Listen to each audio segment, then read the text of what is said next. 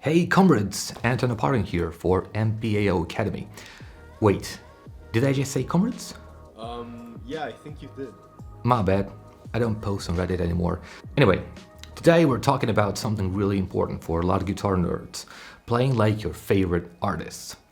Most of us start guitar playing because we see some amazing guitar player or band, we're inspired, and then one day we dive into this beautiful life-ruining experience.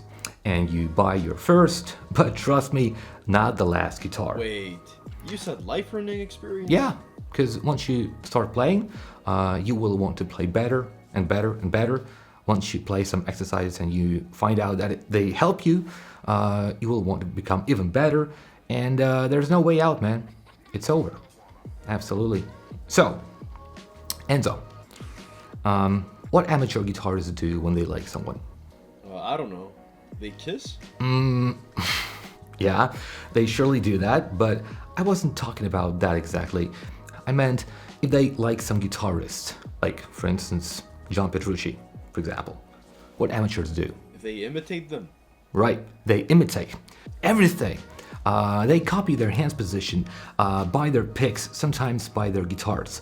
They try to copy their technique, which honestly isn't a bad thing, because sometimes it's a really good way to learn. Well, China literally built its economy on copying, and look at their GDP now. Now they can do a lot of innovations. So in case you imitated what John did, let's talk about it. He's an amazing guitarist, huge inspiration to literally millions of guitarists all around the world, including me. And I guess a lot of you guys would love to be like him, right? Here's the catch. As we know, many great musicians, let's say, focused a little bit more on what they played than how efficiently they did it. And that's not bad. That's even good sometimes. And plus, professional artists have tons of things to do besides their technique, like writing songs, analyzing the market, the taste of audience, live performance, touring, family, trying to look good for stage, trying to catch your new manager stealing money from your band. Lots and lots of things, and you simply won't have time to even think about how you play a certain lick. But if you don't set goals like that for yourself, but you decide to just get to their level of playing, but faster and easier, you need to think a little differently. And you're lucky to have me here, who was taught by my dad and his friends from professional sports. And guitar playing, technical part, is pure sport. Not what you play is sport. How you play is pure sport. Less wasted effort, better results, faster progress. That's why you're here today. I'll show you some things you definitely should and should not copy from John. Trust me, if you're a beginner, it might save you even years. Some of you might think, oh, he's gonna tell us to play like him. No, because copying me in every way might not be the best choice for you and your personal guitar goals. Achieving certain things might not be essential for you, but you might spend a lot of time on it. So it doesn't work like that. Plus, we'll divide this info on two parts, for beginners and for pros. Because sometimes you wouldn't want to change certain things in your playing when you developed a solid habit depending on your goals. If they're high, you should, but sometimes it's not that simple. So we'll start from what you, especially as a beginner, should not consider for yourself, and then we'll talk separately about things in which John is so incredibly good that it's damn hard to find someone that good in that on the planet. So let's go. And let's start with one of the most visible things: thumb flexing while alternate picking.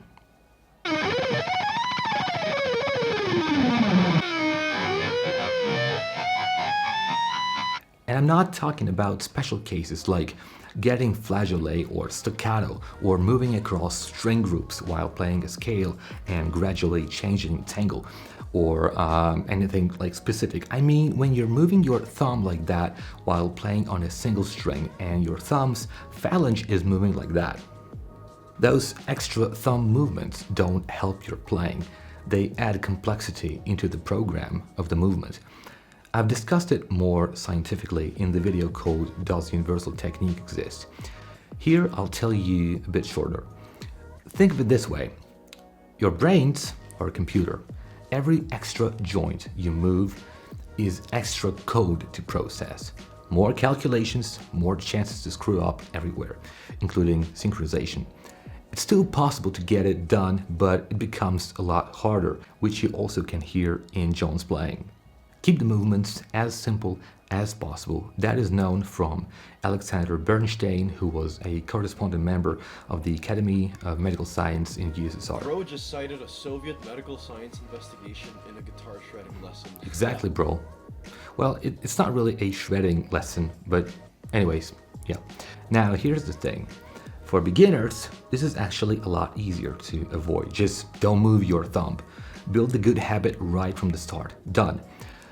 For advanced players, it's a bit trickier because for you, it's not just a movement, it's your habit, your fully developed skill. And to change it, you'll have to rewire years of muscle memory. That takes effort, and honestly, it might feel like you're getting worse before you get better. Then what if you're a professional artist and you want to get better at what you do, but you already have these bad habits ingrained inside of your playing? Is it even worth the bother? That's a good question. If you're chasing elite playing, yes, it's totally worth it. If not, depends on your time. If you really love guitar playing and you have some time for dedicated practicing, go for it. It will benefit you a lot. And if you don't, just use legato like a pussy. There's no way we're keeping that in. Legato is just a tool to make a different sound, so of course I'm kidding. Maybe, maybe not. Okay, yeah, I'm kidding. Alright, that was a serious question though, and it depends on a few factors. Number one, your exact technical goals with full list of things you desire to play. Number two, what habits you already have and how they will interact with your new goal. Too many factors to discuss here. You might want to join my academy where I discuss it in detail in many different lectures. Number three, how much time you're going to have for practicing technique. And I mean high quality time, not playing guitar while watching YouTube videos like some of you do right now. That's not practicing. And number four, how dedicated you're going to be, which means eliminating any wrong playing on guitar in order to create neural paths faster and make it pretty solid right away. So there are many things to consider. Here's the brutal truth. Changing technique is like changing your pronunciation in a language. You might have spoken a certain way for years, but if you want better pronunciation, you'll have to slow down, relearn, and sound worse before you sound better. Enzo, what do you think about my pronunciation? It's not like as fast as my Elton picking, but I'm trying to. What? Exactly, that's how it feels when you fix technique. It's awkward at first, but it's totally worth it later. And if you really want to go deep on this stuff, that's where MPO Academy comes in. Tons of lectures, step-by-step plans, total guidance with exercises, my personal feedback to your videos, and it doesn't matter whether you're a total beginner showing off riffs for your family, or you're an elite guitar player who's getting divorced and you know exactly what you're gonna do the next year. That's right, perfecting your picking technique. So, just stop flexing that thumb unless you're hitchhiking. Beginners, fix it right now. Advanced players, think carefully if it's worth the investment. But if you do, prepare for a short-term drop in your playing before you level up big time. Oh, and don't text your ex with that thumb movement. Solid advice. And now we're going to the next issue that you should avoid, especially if you're a beginner.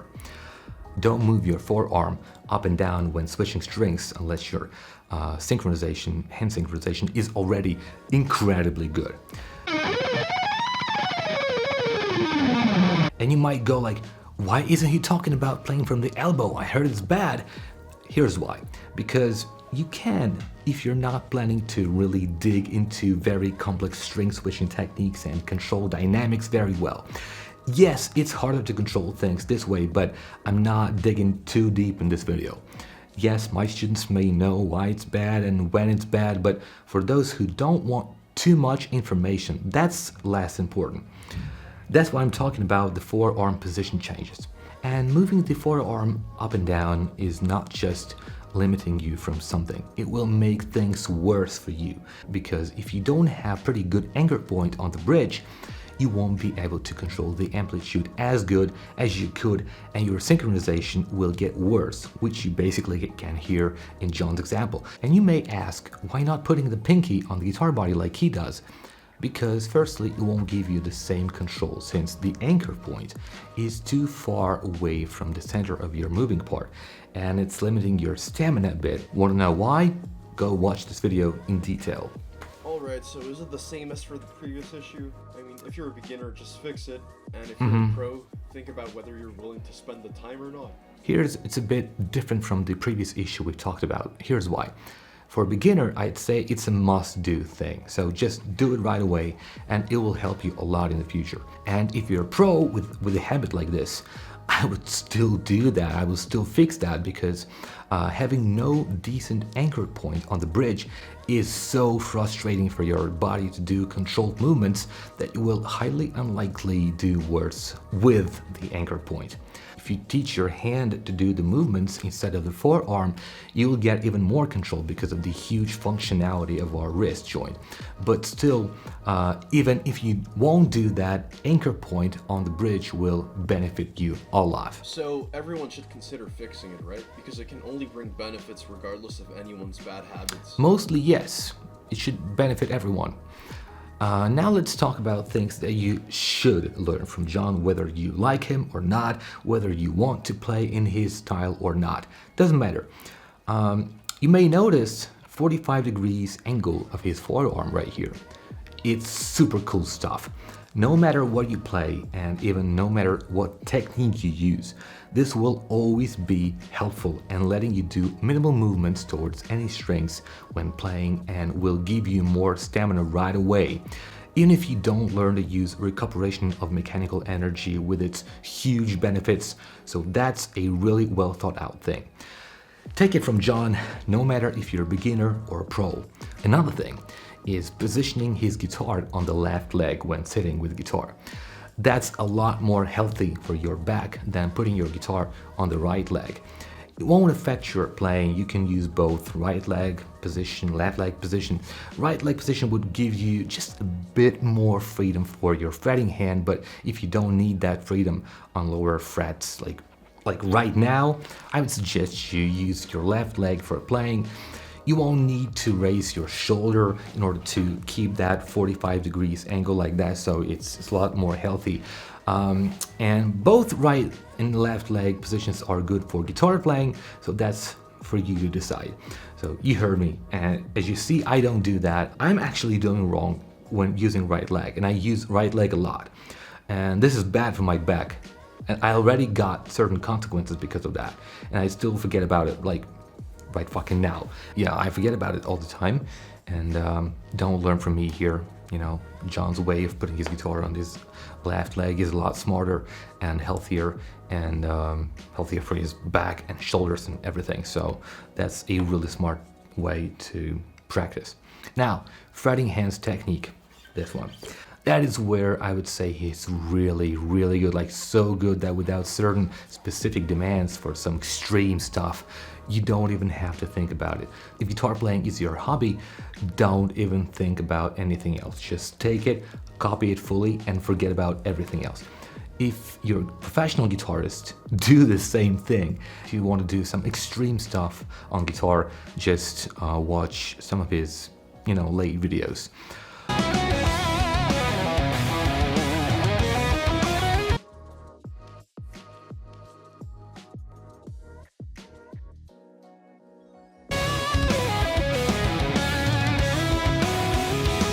because sometimes in the past, if I'm not mistaken, he used a bit more musculus lumbricalis for playing scales, like in classical position.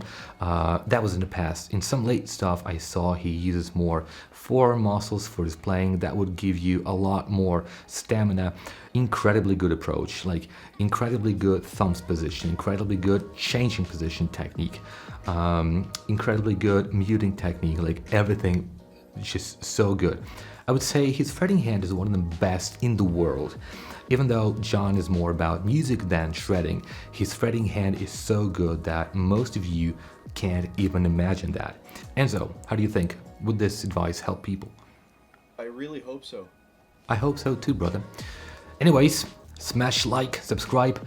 It will help me and Enzo to make more cool content for you. Check the links for my academy down in the description if you want to learn everything about guitar playing. And let me know in the comments, would you rather be John Petrucci or Enzo Calcagno? I've made my choice. See ya.